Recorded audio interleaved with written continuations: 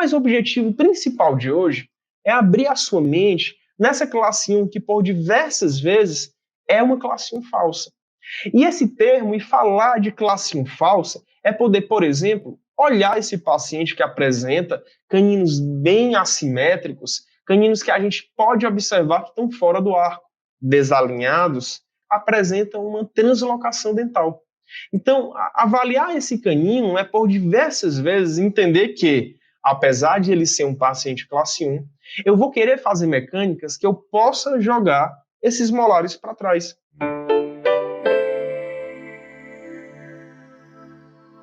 Tudo bom, pessoal? Sejam todos bem-vindos à Ortodontia MAC 10. Hoje a gente está aqui para falar sobre classe 1, aqui no YouTube com vocês. E a gente quer poder hoje conversar sobre uma nova forma de ver a ortodontia e ver o diagnóstico e tratamento que a gente tanto preza, principalmente naqueles casos que diversas pessoas consideram que são casos simples. Então é muito comum a gente falar com vários ortodontistas, colegas, e eles dizer a seguinte frase, né? E quando um ortodontista fala que é muito simples tratar casos de classe 1, por diversas vezes a gente observa que pacientes classe 1, eles têm grandes complexidades, certamente. Então, se eu puder apresentar aqui para vocês a principal limitação dos ortodontistas quando lidar com casos de classe 1, é acreditar principalmente que pacientes classe 1 não precisam mexer em molar.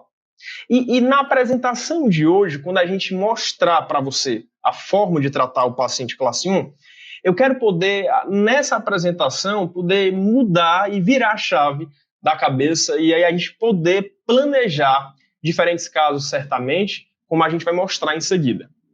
Então, quando a gente avalia pacientes classe 1, a gente vai mostrar junto com vocês, a principal questão que eu quero trazer aqui junto a vocês é a gente entender que por diversas vezes os nossos pacientes classe 1 são pacientes que apresentam molares mesializados.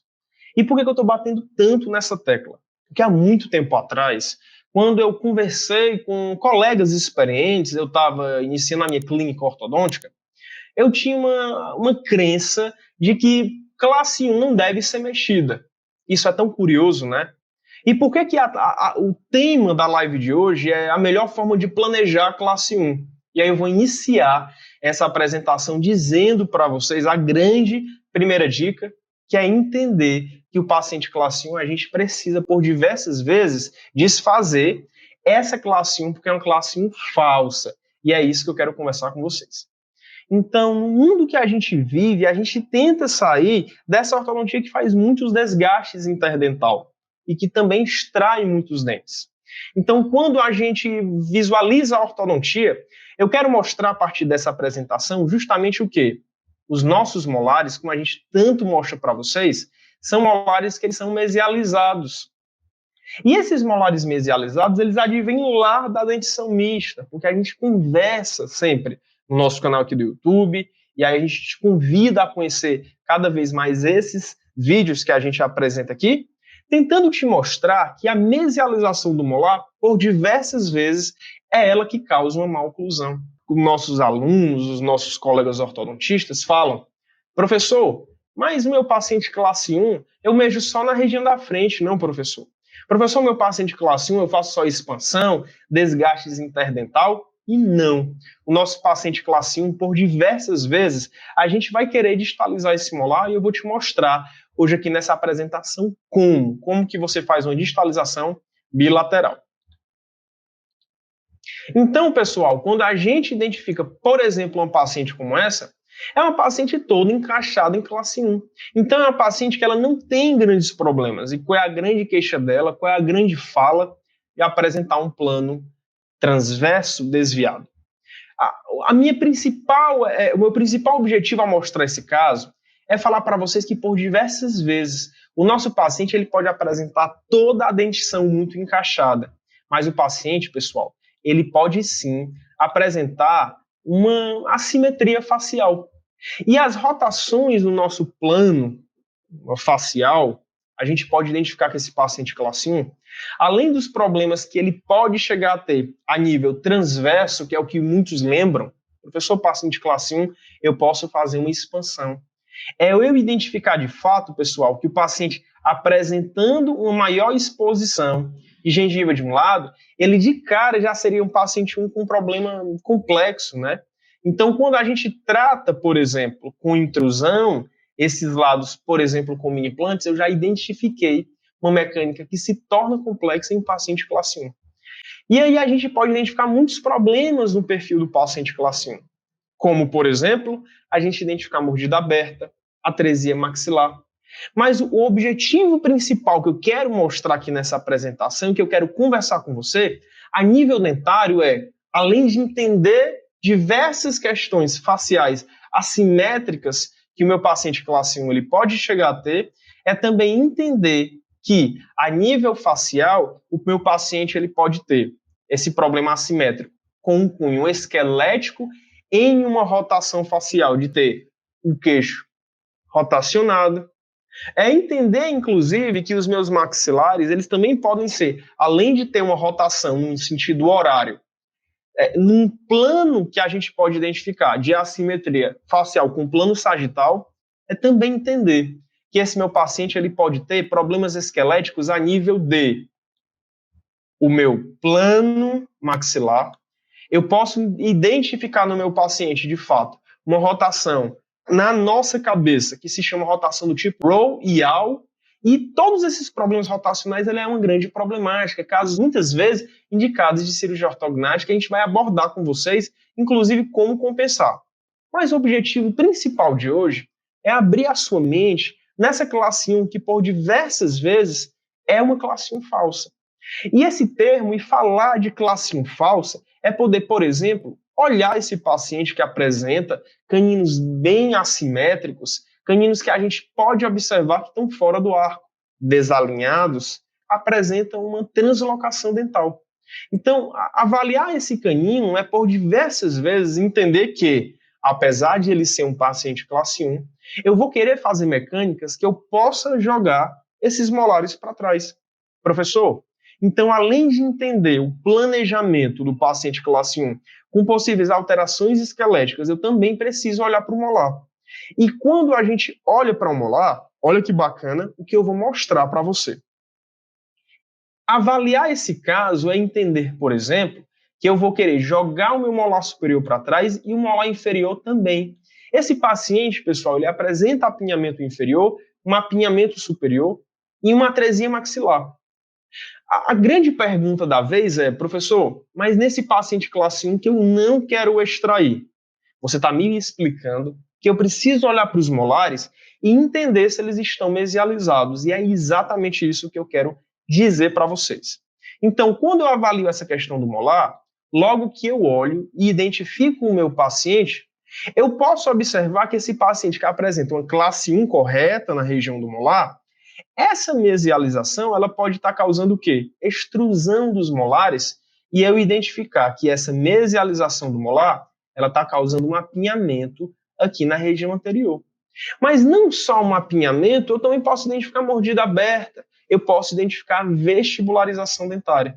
Então, por diversas vezes o que acontece é que esse meu paciente, que eu vejo que ele está em classe 1, mas essa classe 1 é classe 1 estranha, e confusa de entender, logo que eu mesializo esses molares, por exemplo, através de mini implantes, ou dispositivos que, se você acompanha o nosso canal no YouTube, a gente fala para você sobre cursores, alavancas, e de fato, pessoal, o que eu posso identificar é que a distalização desses dentes, naturalmente, ela vai tender a tratar o meu caso. Professor, isso está parecendo ser muito simples. Eu vou dizer para você que casos como esse, em que a gente identifica problemas diversos na boca do nosso paciente, a gente sempre vai ter um olhar, como a gente fala para os nossos alunos sempre, de quero sair de mecânicas de extração. Eu quero sair de mecânicas que não são assertivas. Então, sabe o que você vai fazer? Você sempre vai pensar em corrigir o transverso e distalizar os molares, caso você esteja lidando com esse perfil de paciente. Então, pessoal, Diante desse caso, a gente entende que a distalização de molar, ela vai estar distalizando o molar superior, distalizando o molar inferior, e a gente também vai estar conseguindo finalizar casos em grande qualidade. Então, eu vou mostrar um caso para vocês para que a gente possa entender esse caso, olhar com cuidado, entender, poxa, agora a chave virou em relação ao diagnóstico. Porque, de fato, os nossos pacientes, a maior queixa que a gente identifica no paciente classe 1 é o apinhamento. E planejar o classe 1 é procurar problemas anteriores como mordida aberta e também apinhamento, e, de fato, eu conseguir nessa distalização e na correção do molar, corrigir esse problema anterior. Então, por exemplo, se eu estiver lidando com um caso e conseguir jogar os molares para trás, olha o tanto de espaço que eu não abro na boca do meu paciente. Então, ao longo da maloclusão, posicionamento do molar, lá quando o meu paciente era criança, deveria ser assim, com molares verticalizados. Mas o que é que acontece? Eu entendo que ao longo do tratamento, o meu paciente mesializou os molares, causou uma maloclusão, e aí essa maloclusão, eu vou precisar voltar esses molares para trás.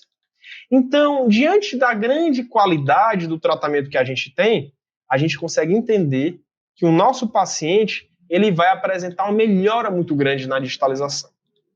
Então, esse caso, por exemplo, que a gente está mostrando para você agora, ele de fato é um paciente que apresenta essas características de apinhamento. E muitos colegas, quando olham, lidam com esse caso, dizem a seguinte característica: professor, esse caso eu vou desgastar. Professor, esse caso de mordida aberta, de apinhamento, eu certamente vou querer fazer uma mecânica ou de extração, ou de desgastes, ou até muitas vezes um paciente biprotruso que se quer fazer correções também de grandes vestibularizações.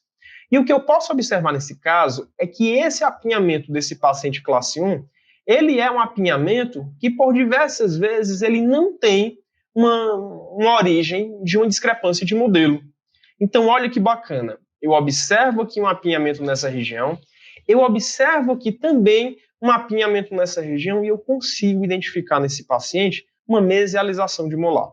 Professor, como que você observa uma mesialização de molar apenas olhando para esse caso? E aí eu vou dizer para você que a grande chave do diagnóstico está lá no molar superior, quando esse meu paciente ele apresenta ponto A e B um bom padrão esquelético. É um paciente que ele não é um classe 3 esquelético, nem um classe 2 esquelético. A gente mostrou como a distalização desses molares em uma falsa classe 1, ele trataria um problema anterior. A gente mostrou que essa distalização, ela abre espaço, ela trata problemas anteriores, e a gente mostrou para você também esse caso. A gente estava falando para você, antes da gente ter uma interrupção, a gente estava explicando sobre como esse apinhamento anterior, ele de fato ele vai trazer uma confusão na mente da maioria dos ortodontistas por pensar o seguinte: se esse é um paciente classe 1, por que esse paciente ele tem um problema de grande apinhamento e muito se justifica por discrepância de modelo? Então, quando eu vou avaliar o caso do paciente, o que eu quero fazer é distalizar os molares superiores e os inferiores. E a possibilidade que está sendo apresentada aqui para vocês são mini implantes nas regiões em cima do segundo molar, que a gente cada vez mais a gente caracteriza como sendo mini implantes coringas, como muitas vezes a gente fala. Então, nessa região em cima do segundo molar, a gente vai fazer uma distalização de molar e depois uma distalização de molar inferior. Então, você pode observar a partir dessa imagem que esse apinhamento anterior ele vai ser corrigido nessa distalização. E é tão curioso pensar sobre isso, porque no momento em que a gente distaliza o molar inferior, a gente consegue fazer uma retração de toda a bateria anterior e da dentição inferior. Então, muitas pessoas, quando lidam com esses casos e por não acreditar na verticalização do molar, na distalização, muitas vezes pensa que foi feito muito desgaste. Não. Então, esse paciente distalizou o molar superior, distalizou o molar inferior, a gente percebe uma qualidade grande na finalização desses casos. Então, o que a gente gostaria de apresentar aqui é a ideia que a melhor forma de planejar um paciente classe 1 é justamente a gente compreender que essa classe 1, ela nem sempre é uma classe 1 verdadeira, como a gente costuma dizer. Porque molares mesializados, eles tendem a, muitas vezes, mascarar um problema anterior, que a gente que trabalha com a digitalização de molar, percebe que é uma questão de maior cunho, de fato, dentário, e aí a mesialização de molar ela vai ser a raiz de todos os males nesse sentido. E olha que curioso, esse caso, o paciente ele abriu o diastema anterior. Ele saiu de um paciente que tinha apinhamento para um caso de diastema anterior. E muitos colegas também perguntam que dispositivos são esses que foram utilizados. Eles são jigs ortodônticos, ou como diversas vezes a gente chama, cursores ortodônticos, e a gente consegue identificar a partir daí uma possibilidade de distalizar a molar inferior sem precisar de mais 2 mini implantes inferiores. E aí esse cursor, como a gente chama, ele é a possibilidade de eu conseguir abrir espaço na boca do meu paciente. Então, olha que interessante. A arcada dentária, ela, no geral, ela não tende a ter tantos apinhamentos, como muitas vezes, quando a gente estuda discrepância de modelo, a gente acredita que tenha. Uma vez eu escutei, puxou os dentes do pai e os ossos da mãe. Então, a gente percebe que, de fato, aí é uma finalização muito interessante. Professor, e se esse caso finalizasse e eu tivesse nele um pequeno apinhamento que não foi conseguido corrigir com a digitalização? Pois bem, esse pequeno apinhamento eu poderia entrar em desgaste. Mas imagine só se eu tivesse começado a desgastar lá do começo, por exemplo, um tanto de desgaste dentário e a possibilidade de sensibilidade que eu não poderia causar nos meus pacientes, não é verdade? Então, a finalização de paciente classe 1, a forma de eu planejar paciente classe 1, por diversas vezes, é entender que essa classe 1 ela não é uma classe 1 verdadeira e conseguir finalizar os meus casos em grande qualidade. Mas, obviamente, pensar em digitalizar molar, eu preciso entender sobre alavancas, eu entender sobre cursores e também mini implantes ortodônticos. Então, pensar a classe 1 é também pensar uma forma de eu entender que os molares eles precisam ser mexidos muitas vezes mesmo nessa condição. Então a gente queria finalizar, é um caso belíssimo, um caso muito bem finalizado, é um caso que eu gosto muito de falar sobre ele. Eu queria te convidar a estar seguindo aqui a nossa página, se inscrever no nosso canal e poder também acionar o sino para você ter novas atualizações. E a gente tem diversos vídeos aí no nosso canal do YouTube para você poder assistir e poder aprender um pouco mais sobre uma ortodontia rápida, assertiva, que a gente tanto preza nos nossos pacientes. Então, por hoje é isso. A gente vai estar iniciando novamente durante essas semanas sobre falar sobre uma ortodontia rápida, falar sobre viabilizar tratamentos mais rápidos e logo a gente vai estar em seguida com vocês. Não esqueça que a gente também está nas redes sociais no Instagram, @ortomarçal. É isso, pessoal. Até logo mais. Tamo junto.